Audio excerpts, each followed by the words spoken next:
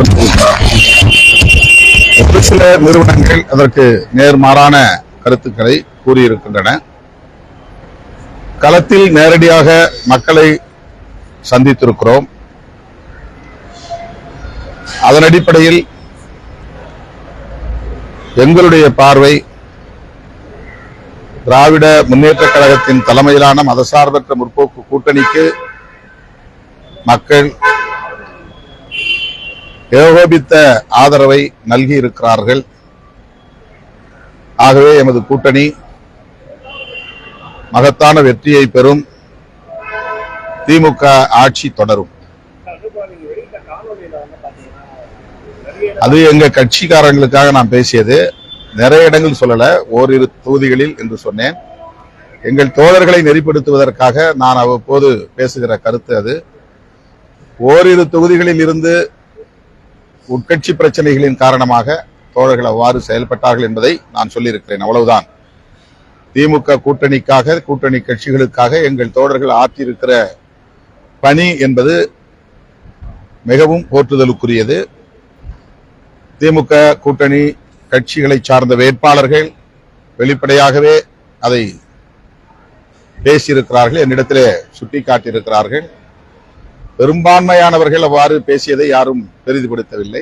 ஓரிரு இடங்கள் என்று நான் சொன்னதற்கு அதை ஊதி பெருக்குகிறார்கள். திரும்ப திரும்ப விடுதலை சிறுத்தைகள் கட்சியை குறிவைத்து திமுக கூட்டணிக்குள் குழப்பத்தை ஏற்படுத்த சிலர் முயற்சிக்கிறார்கள். அவர்களின் எதிர்பார்ப்பு நிறைவேறவில்லை, அவர்களின் கனவு நனவாகவில்லை, அவர்களின் ஆசையில் மண் விழுந்து விட்டது. திமுக கூட்டணியை சிதறடிக்க எவ்வளவோ முயற்சிகளை மேற்கொண்டார்கள், பகீரத முயற்சிகளை மேற்கொண்டார்கள். அத்தனை சதி முயற்சிகளையும் முறியடித்த இயக்கம் விடுதலை சிறுத்தைகள் கட்சி. மீண்டும் அவர்கள் ஏமாந்து போவார்கள். வாக்கு எண்ணிக்கையின் போது அரசியல் கட்சியினுடைய அலுவலகம் முக்கியமான இடங்களில் பாதுகாப்பு வேணும்னு சொல்லிட்டு திமுக அமைச்சர் RS பாரதி தேர்தல் ஆணையம் கடிதம் எழுதியிருக்காரு. நாளைய வாக்குப்பதிவு புரிந்திருக்கு. நீங்க என்ன நினைக்கிறீங்க? இது வழக்கமான ஒன்றுதான். தேர்தல் ஆணையத்துக்கு கூட்டணி சார்பில் இந்த கோரிக்கை வைக்கப்பட்டிருப்பது ஒரு புதிய நடைமுறை அல்ல. வாக்கு எண்ணிக்கையின் போது உரிய பாதுகாப்பை தர வேண்டும் என்ற கோரிக்கை திமுகவின் பொறுப்புணர்வை வெளிப்படுத்துகிறது. அவ்வளவுதான்.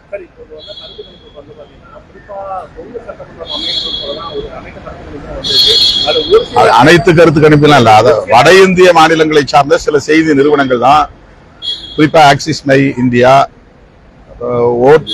ஓட் வைப் என்று கருதுகிறேன், அந்த ஒரு நிறுவனம், JVC என்ற ஒரு நிறுவனம் என்று கருதுகிறேன். இவங்க எல்லாம் RSS பின்னணியை கொண்டவர்கள், பாரதிய ஜனதா கருத்தை ஆதரிக்கக்கூடிய, வலதுசாரி கருத்தை ஆதரிக்கக்கூடிய நிறுவனங்கள் தான் அவ்வாறு செய்திகளை வெளியிடுகிறார்கள். விஜய் பெயரில் ஏராளமாக பிட்டிங் நடக்கிறது, சூதாட்டம் நடைபெறுகிறது. இந்த சூதாட்ட கும்பல் பரப்புகிற வதந்தி தான் இது. தேர்தலுக்கு முன்பு திமுகவை முன்வைத்து சூதாட்டத்தை நடத்தினார்கள். அகில உலக அளவில் இது நடைபெறுகிறது.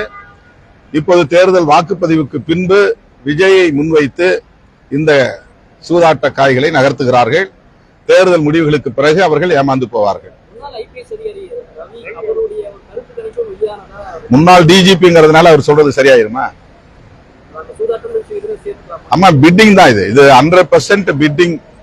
இந்த சூதாட்ட நடவடிக்கைகளுக்கான ஒரு மீடியா ஹைப் இது, அவ்வளவுதான். நீங்க நாளைக்கு தேர்தல் முடிவு வரப்போகிறது, பாருங்க.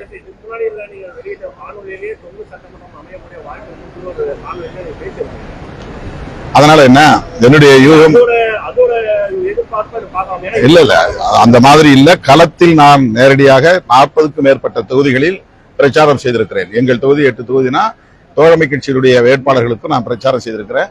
நேரடியாக பார்த்த வகையில் ஒவ்வொரு தேர்தலிலும் மக்கள் எப்படி எதிர்வினை ஆற்றுவார்கள் என்பது தெரியும். நேரடியாக களத்தில் கண்ட அனுபவத்திலிருந்து நான் சொல்லுகிறேன், திமுக கூட்டணி வெற்றி பெறும். திமுக தனித்தே ஆட்சி அமைக்கும்.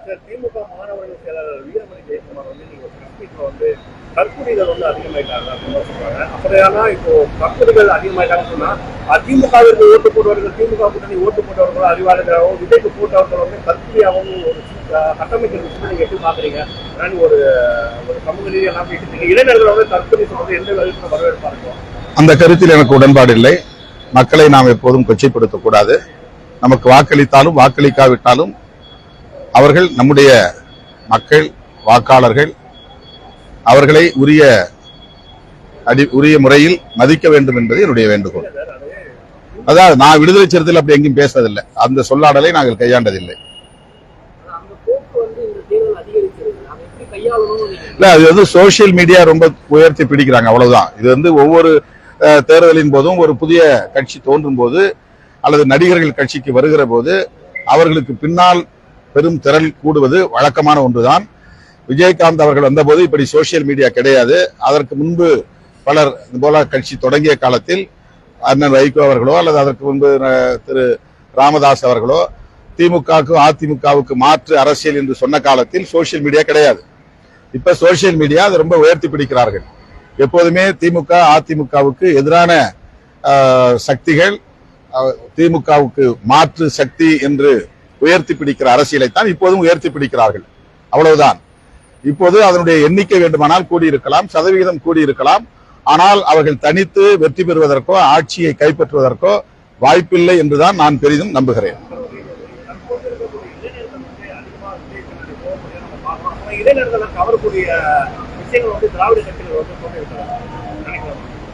இளைஞர்கள் நிறைய வந்து விஜய்க்கு எதிராகவும் வாக்களித்திருக்கிறார்கள். அதை யாரும் பெரிதாக பேசுவதில்லை.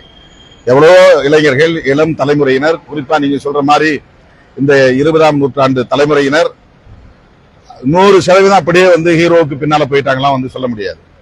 அவருக்கு எதிராக பேசக்கூடியவர்களும் ஏராளமானவர்கள் சமூக ஊடகங்களில் இருக்கிறார்கள். அந்த அரசியல் வேண்டாம் என்று இளைய தலைமுறையினருக்கு அறிவுறுத்தக்கூடிய இளைய தலைமுறையினரே ஏராளமானவர்கள் இருக்கிறார்கள். அரசியல் படுத்தப்பட்ட இளைய தலைமுறையினர் இருக்கிறார்கள். அவர்கள் எல்லாம் நாம் பெரிதாக எடுத்துக்கொள்ளாமல் ஒட்டுமொத்தமாக 100 விழுக்காடு இளம் தலைமுறையினர் புதிய வாக்காளர்கள் ஒரு ஹீரோவுக்கு பின்னால் போய்விட்டார்கள் என்பதை போன்ற ஒரு தோற்றத்தை ஏற்படுத்துகிறார்கள், அவ்வளவுதான்.